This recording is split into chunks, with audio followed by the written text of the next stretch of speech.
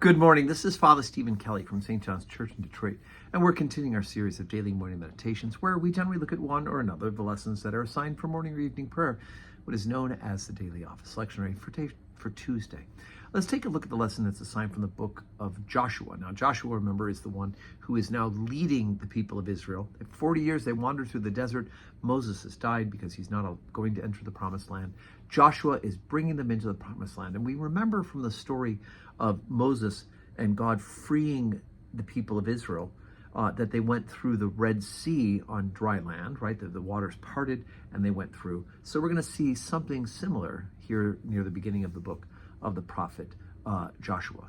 The book of Joshua, chapter 3, beginning at verse 1.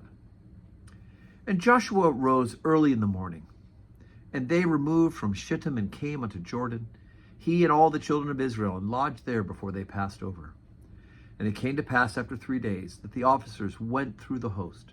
And they commanded the people, saying, When ye see the ark of the covenant of the Lord your God, and the priests, the Levites bearing it, then ye shall remove from your place and go after it.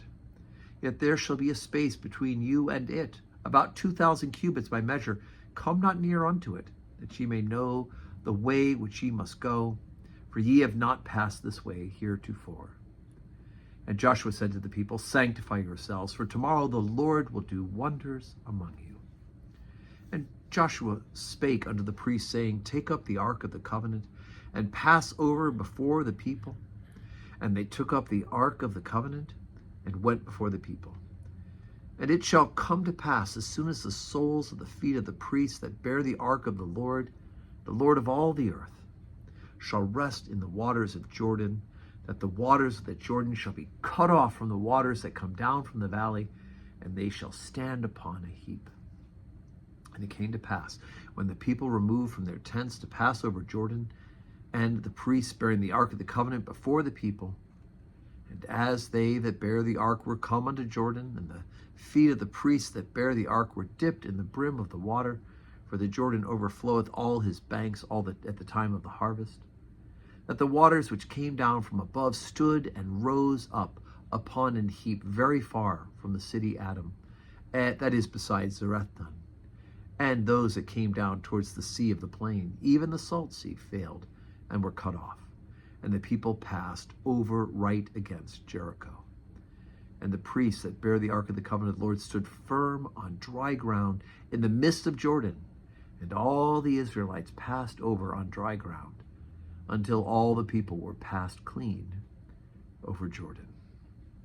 Okay, so we're reading the Old Testament, and we're thinking about the ways in which God is doing these kind of signal posts. One is the crossing of the Red Sea, right? We know that Moses has authority because God is using Moses to lead them out of slavery in Egypt, and now he's using Joshua to lead them into that actual promised land 40 years later.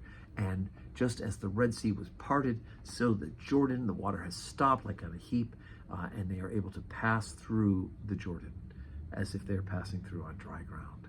So again, that familiarity, the people of Israel would have this familiarity, the story that they've been telling from generation now through the next generation of the time that Moses did this. Now they also see God's miracle and wonder working by Joshua, and in fact by the Ark of the Covenant itself. And so we have this wonder that they are a part of. Amazing. So today's Tuesday. We have 12:15 Holy Communion and 4 o'clock evening prayer. So I hope that you can join us in person. And if not, you can join us on the live stream, worship with us.